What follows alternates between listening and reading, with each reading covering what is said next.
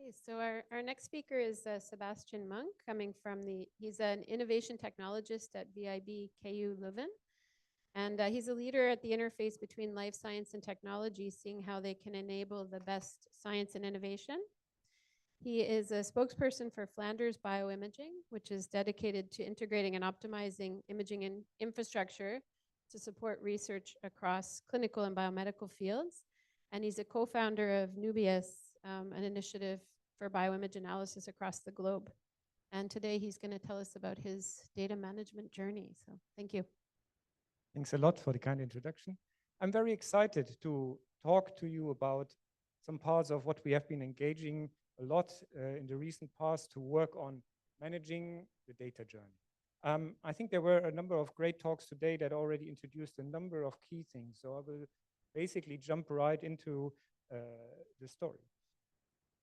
Importantly, a lot of what I will be talking about is what we have been doing in the context of Flanders Bioimaging, which is the Belgium node within Eurobioimaging. Also, I'll be using the different affiliations that you have heard before together with Flanders Bioimaging, just permittably, because for the purpose of this talk, this is all equally the same.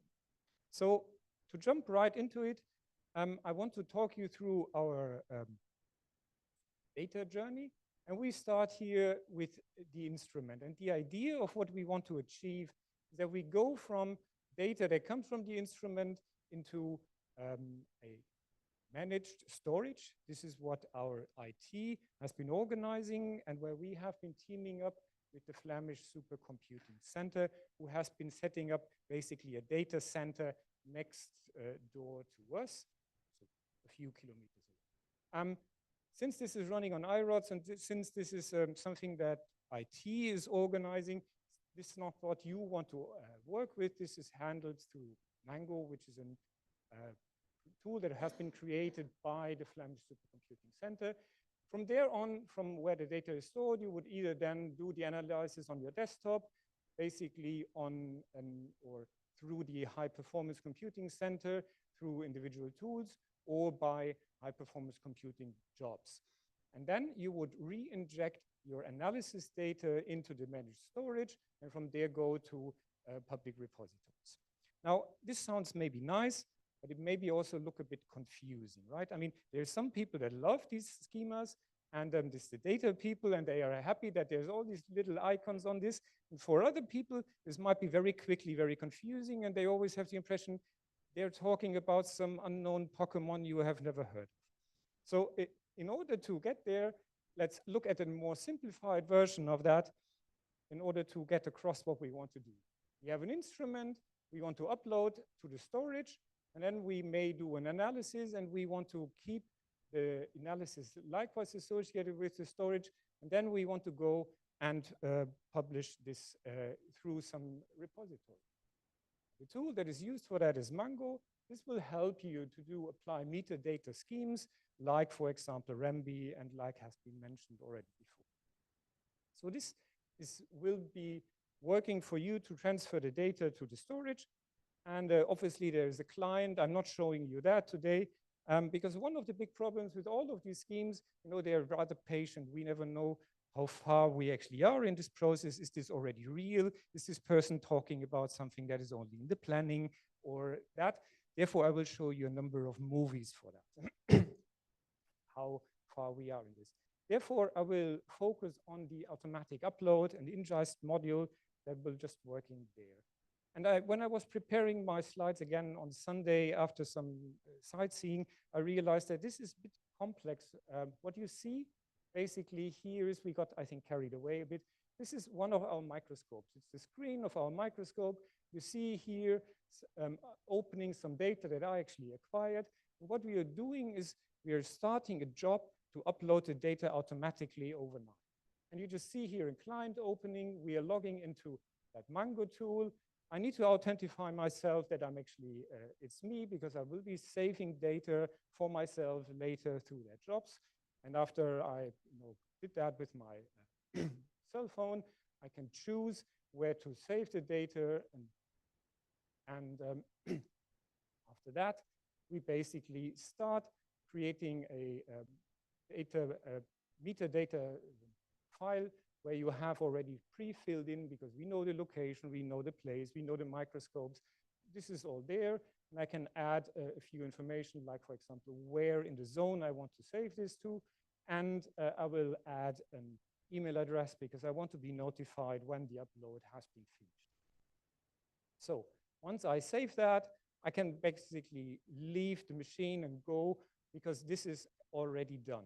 Now, obviously, in order to show you that this is actually working, this movie continues, because it will actually show what's happening now in the background. But technically, the job for anyone who would be using this is done.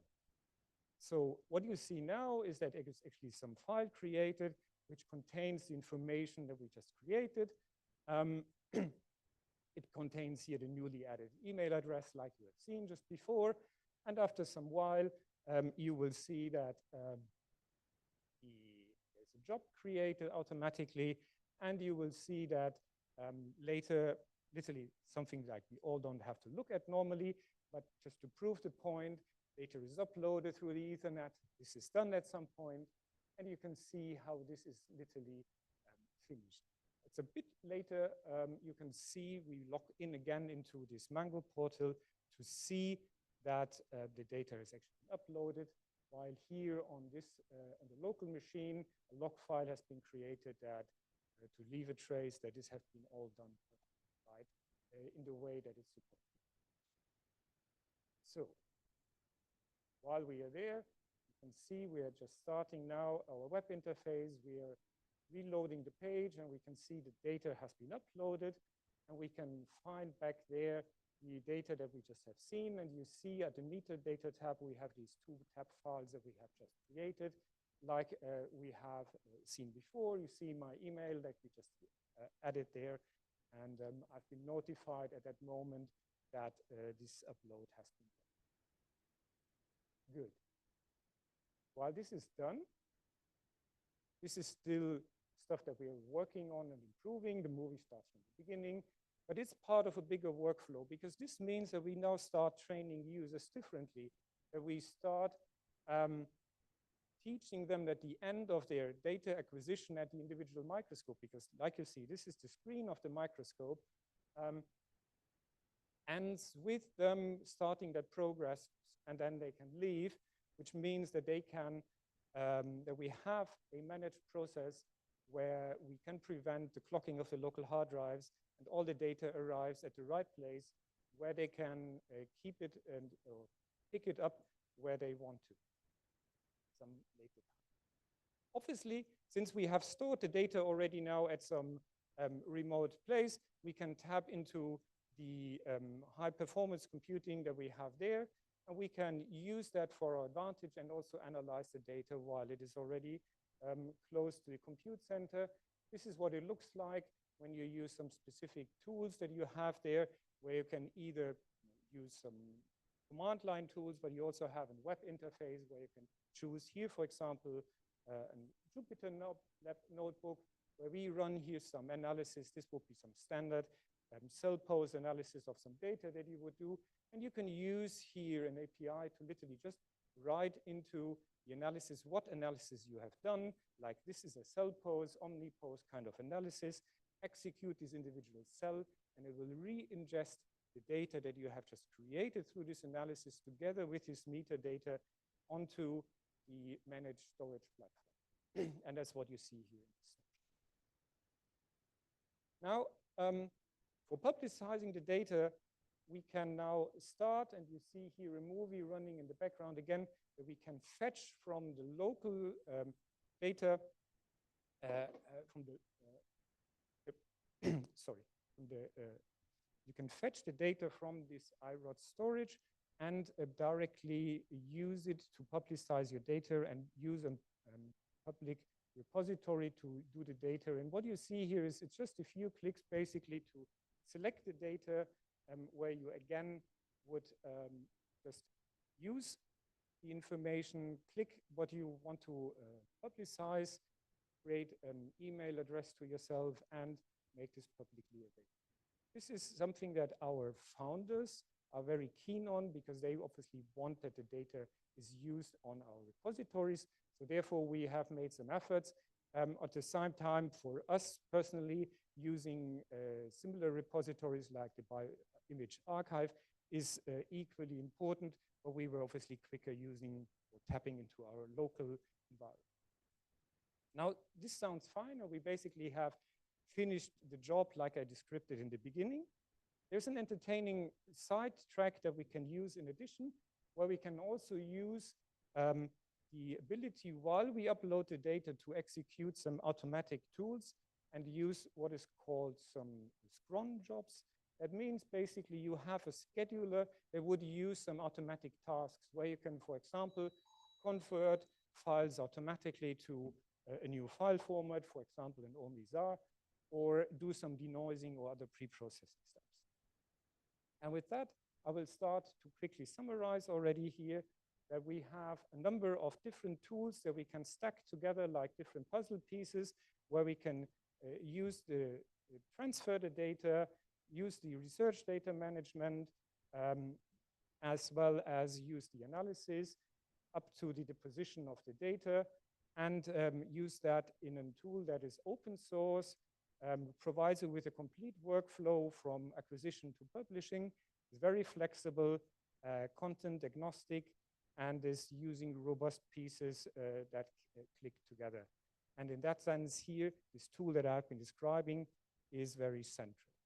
I see that I'm already starting to run out of time, so I will quickly give you a preview of the slides that I've not managed to show you, where I wanted to actually highlight that we can use in a bigger context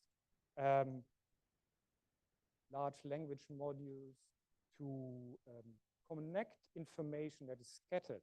Because we have been showing that we can manage our own data, the data from the images, but what we want to do maybe is also connect to the ELNs, to the publication data and so on. And not all of this data is always public. So we need someone to proofread that. Large language models can help that.